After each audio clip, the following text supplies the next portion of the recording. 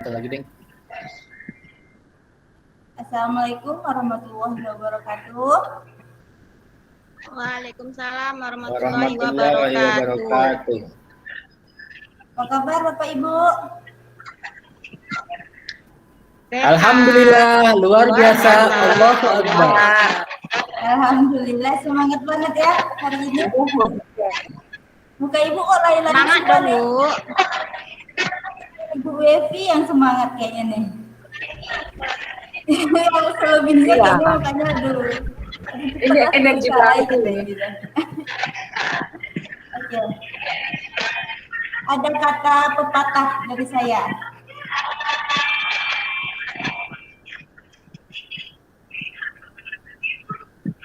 Kalau nggak kenal maka tak sayang. Sayang, Udah Bu. kenal belum sama saya, Bu? Perkenalkan ya, nama saya Tentukatika. Udah? Oh, Ibu siapa namanya, Bu? Saya Meta, Bu. Oh, Mita, Ibu Mita. Bu Mita udah kenal sama saya ya, Bu? Kenal Namanya gimana kita, udah, Bu. Namanya aja, Bu. Orangnya belum tahu aslinya kayak mana. Di dunia maya kenal, Bu. Oh, di dunia maya. Ya. Kita emang di dunia maya ini.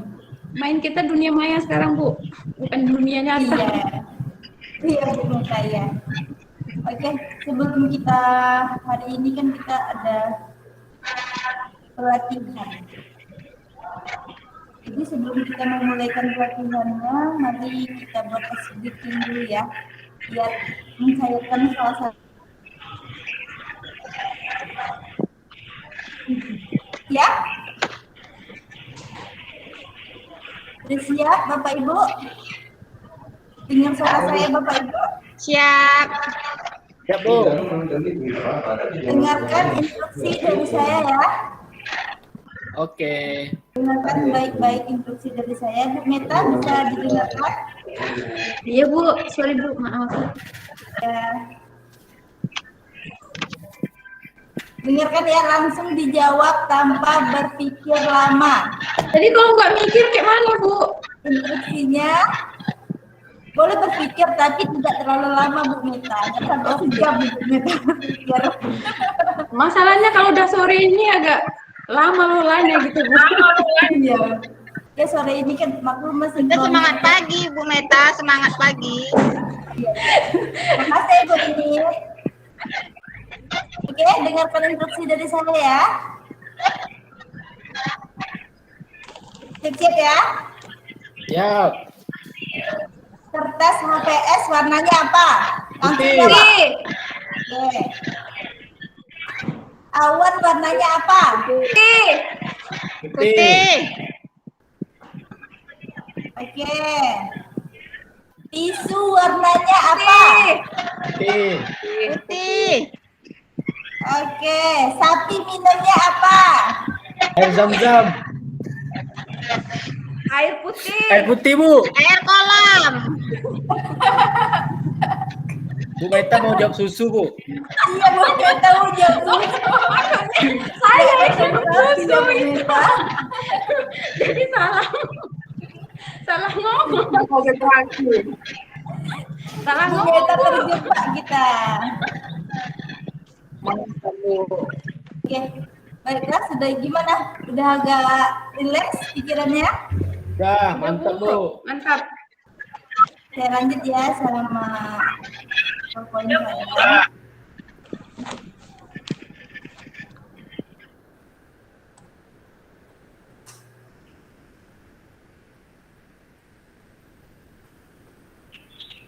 Sudah kelihatan, Bu?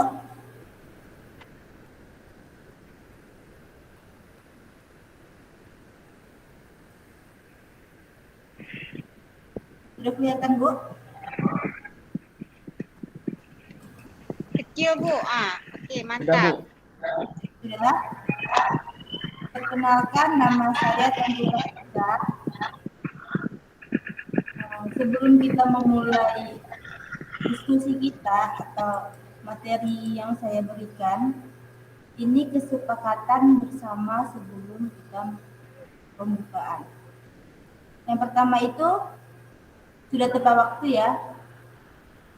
Kita masuk sudah tepat waktu.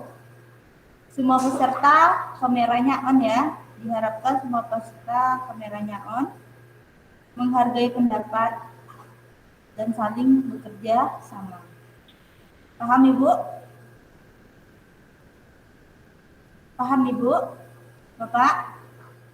Paham, Bu. Paham, Bu. Kita sepakati? Sepakat. Baik, terima kasih Bu. Baik, hari ini saya membahas tentang prinsip pengembangan kurikulum operasional di satuan pendidikan. Siapa yang tahu tentang kurikulum operasional? Ada yang tahu? Tidak. Ada, baik, saya jelaskan. Tujuan saya berharap peserta mampu memahami prinsip pengembangan kurikulum operasional di satuan pendidikan. Peserta mampu menerapkan prinsip pengembangan kurikulum operasional di satuan pendidikan. Kurikulum itu adalah seperangkat rencana dan pengaturan mengenai tujuan, isi, dan bahan pelajaran serta cara yang digunakan sebagai pedoman penyelenggaraan kegiatan pembelajaran untuk mencapai tujuan pendidikan tertentu. Jadi timbul nih pertanyaan, apa sih kurikulum itu di satuan pendidikan? Ada 5. Yang pertama itu berpusat pada peserta didik, di mana pembelajaran harus memenuhi potensi, kebutuhan, perkembangan, dan tahapan belajar, serta kepentingan peserta didik. Salah satunya apa? Seperti profil pelajar Pancasila, selalu menjadi rujukan pada semua tahapan dalam penyusunan kurikulum operasional sekolah. Yang kedua itu kontekstual, menunjukkan kekhasan dan sesuai dengan karakteristik satuan pendidikan, konteks sosial budaya dan lingkungan, serta dunia kerja dan industri. Yang ketiga itu esensial. Semua unsur informasi penting atau utama yang dibutuhkan oleh para pemegang kepentingan tentang kurikulum yang digunakan di satuan pendidikan dapat diperoleh di dokumen tersebut. Bahasanya lugas dan mudah dipahami, tidak mengulang naskah atau kutipan yang sudah ada di naskah lain. Dokumen tidak perlu memuat kembali, misalnya lampiran Kependikbud seperti CP, struktur, dan lain-lain dalam dokumen kurikulum operasional. Yang keempat yaitu akuntabel. Akuntabel yaitu dapat dipertanggungjawabkan karena berbasis data dan aktual. Yang kelima itu melibatkan berbagai pemangku kepentingan, seperti pengembangan kurikulum satuan pendidikan melibatkan komite satuan pendidikan dan berbagai pemangku kepentingan antara lain orang tua, organisasi, berbagai sentra, serta industri dan dunia kerja untuk SMK di bawah koordinasi dan supervisi Dinas Pendidikan atau kantor kementerian yang menyelenggarakan urusan pemerintahan di bidang agama sesuai dengan kewenangannya. Dari kelima tadi ada yang dipertanyakan Ibu? Bapak? Tidak, Bu. Pas, Bu. Lanjut, Bu. Pas, bisa dimengerti? Jadi prinsip pengembangan kurikulum ini ada 5. Yang pertama berpusat pada peserta didik. Yang kedua itu kontekstual. Yang ketiga itu esensial. 4 akuntabel dan melibatkan berbagai pemangku kepentingan. Kayaknya ibu-ibu pada lemes. Kalau lemes-lemes, saya masukkan lagi lah ice breaking-nya. Mantap, Bu. Bu ya, masuk lagi ice breaking-nya. Kalian buat kelompok apa satu-satu? Apanya? Satu-satu. Bisa dilihat, Bu? Bisa, bisa Bu. Satu-satu. Bisa. Cara memainkannya yaitu Dalam satu abaikan tulisan dan fokus pada warna. Bisa dipahami instruksinya Ibu-ibu, Bapak-bapak? Bisa, Bu. Paham. Are you ready? Ready. Satu, dua, tiga. Merah. Merah, Merah. Biru. Apa, Bu? biru, Biru. Biru. hijau, hitam, Hijau. Hitam muda. Hitam. Hitam. biru, Hitam. Biru. Biru. Biru, biru. Abu-abu. Abu-abu. Abu-abu. Merah. Merah. Merah. Orange. orange, Apa ini?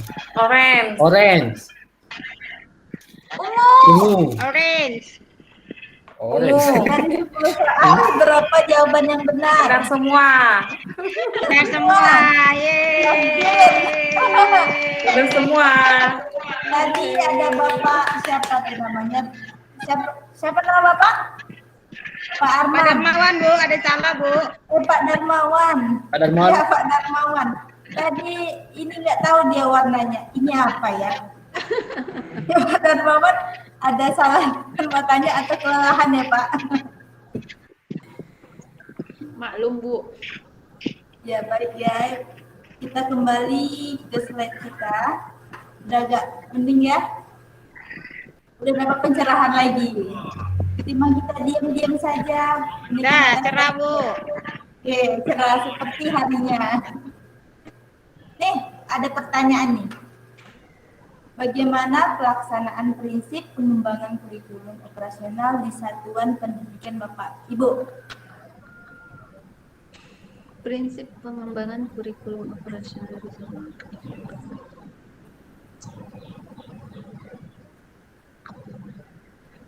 Ada yang bisa jawab? Nah, Ibu Meta ini, Ibu Meta udah. Belum Bu. Ibu Meta udah agak kaget. Belum Bu, tunggu Bu. Yang lain Soalnya dulu, Bu. mana, Bu? Soalnya. In- Bagaimana, Ibu, soalnya?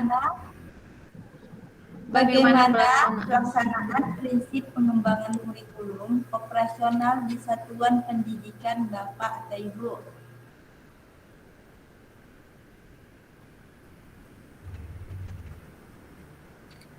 Pak Darmawan duluan jawab.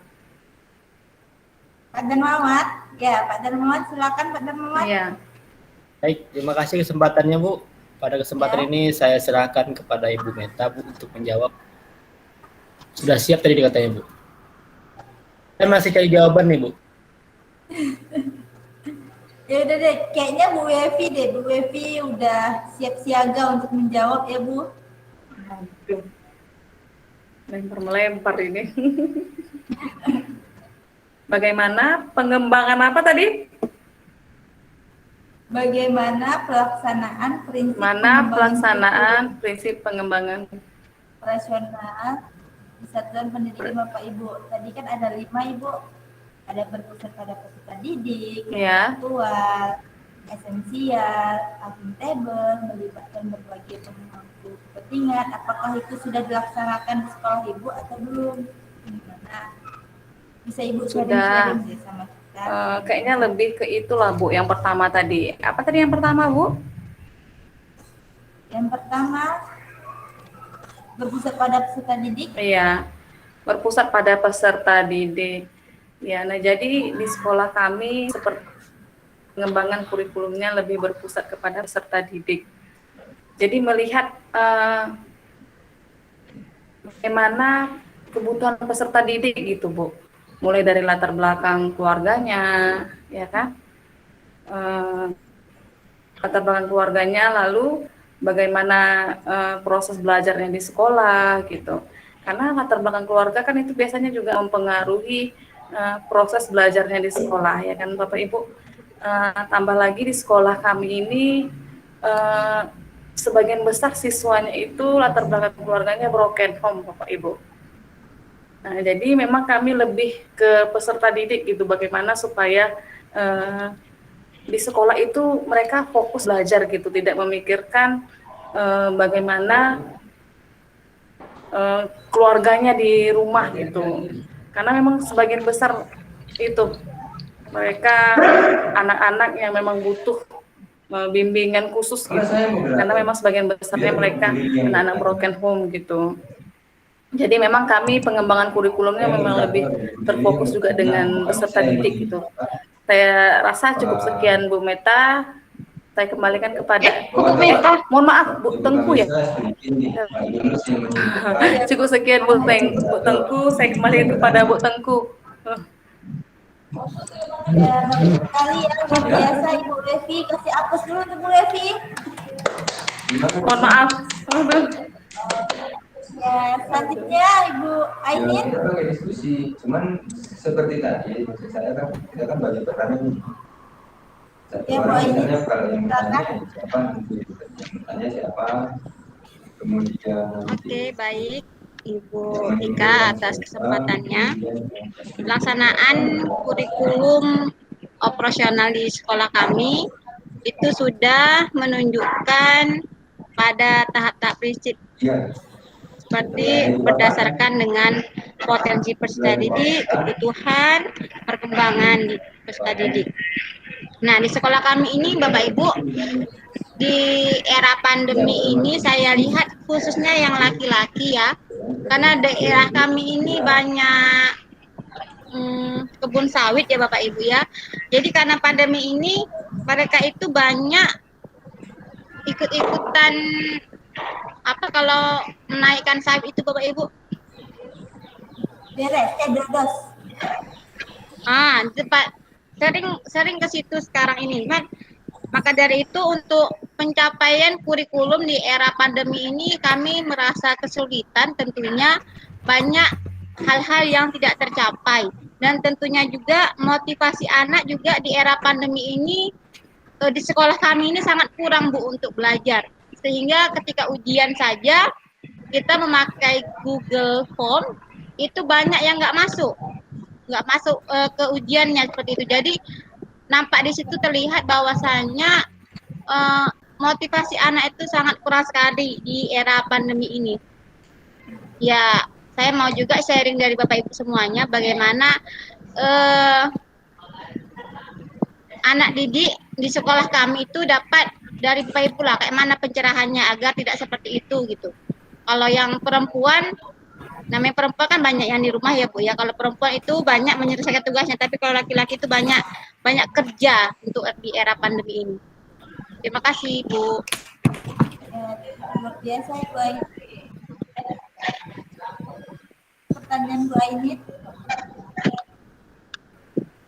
Tadi Bu Ainin bertanya bagaimana pada masa pandemi ini siswa laki-laki itu bisa mengerjakan tugasnya dengan baik. Ada yang bisa menjawab? Ya, Pak Dan Muhammad, boleh? Ada Pak Dan Muhammad laki-laki sendiri di sini. Mungkin laki-laki lebih memahami tentang laki-laki. Ya, Pak Dan Muhammad. Baik Bu, terima kasih kesempatannya. Sebenarnya hampir sama Bu sama siswa kami yang di sini, cuman siswa kami di sini mungkin lebih bervariatif gitu ya Bu, tidak hanya untuk bantu di kebun sawit. Kita tidak bisa memungkiri juga karena sekarang sedang masanya seperti ini, siswa membutuhkan merasa bertanggung jawab gitu untuk membantu keluarga karena semuanya sekarang sulit.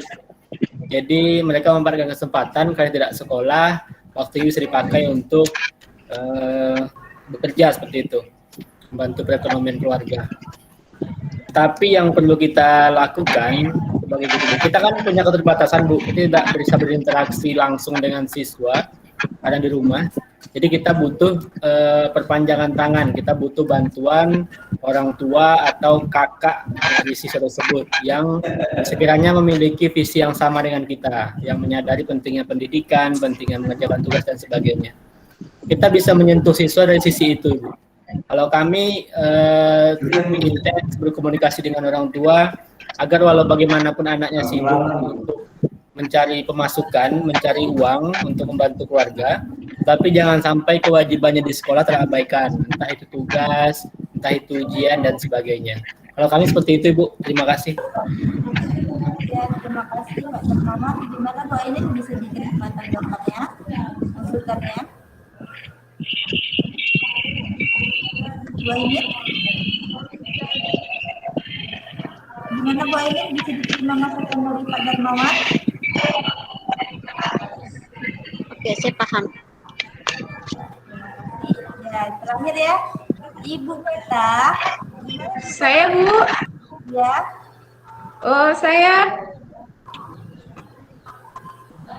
apa pertanyaannya tadi Bu? Tentang tahapan pengembangan operasional kurikulum di sekolah ya Bu? ya bagaimana? Kalau di sekolah saya Bu, yang tahap pertamanya yaitu studi kelayakan dan kebutuhan. Yang tahap keduanya penyusunan konsep awal perencanaan kurikulum. Yang ketiga yaitu pengembangan rencana untuk melaksanakan kurikulum. Yang keempat yaitu pelaksanaan uji coba kurikulum di lapangan. Tapi di saat pandemi ini samalah seperti siapa tadi Bu Ainin ya. Semua kurikulum yang telah disusun itu nggak berjalan sesuai yang semestinya berjalan, Bu. Kadang di saat pandemi ini, kadang anak-anak itu, contohnya belajar jarak jauh, kan kita nggak bisa ngontrol anak-anak ini, Bu. Dia dari rumah, kita di sekolah, kemudian orang tua di rumah pun nggak bisa mengontrol anaknya sendiri, Bu. Itu yang terjadi di lapangan di sini. Anak-anaknya itu banyak yang kalau udah katanya libur, padahal kita nggak libur kan Bu, kan daring itu kan belajar jarak jauh, itu kan bukan libur, tapi definisi anak-anak itu dia mengatakan bahwa daring ini adalah libur, jadi dia menggunakan waktu ini untuk bekerja di luar, jadi kalau belajar itu agak gimana ya Bu, kalau bisa contoh sama kawan ya udah contoh dulu, ya udah yang penting ngumpulkan tugas gitu. Mengerti, paham nggak paham itu belakangan, yang penting tugas ngumpul kayak gitu Bu. Seperti itu di sini Bu. Saya kembalikan Bu. Ya, terima kasih ya Ibu dan Bapak atas tanggapannya dan masukannya. Baik, hasil diskusi kita pada hari ini cukup sekian. Apabila saya ada salah kata, saya mohon maaf. Saya akhiri dengan Assalamualaikum warahmatullahi wabarakatuh. Waalaikumsalam warahmatullahi wabarakatuh.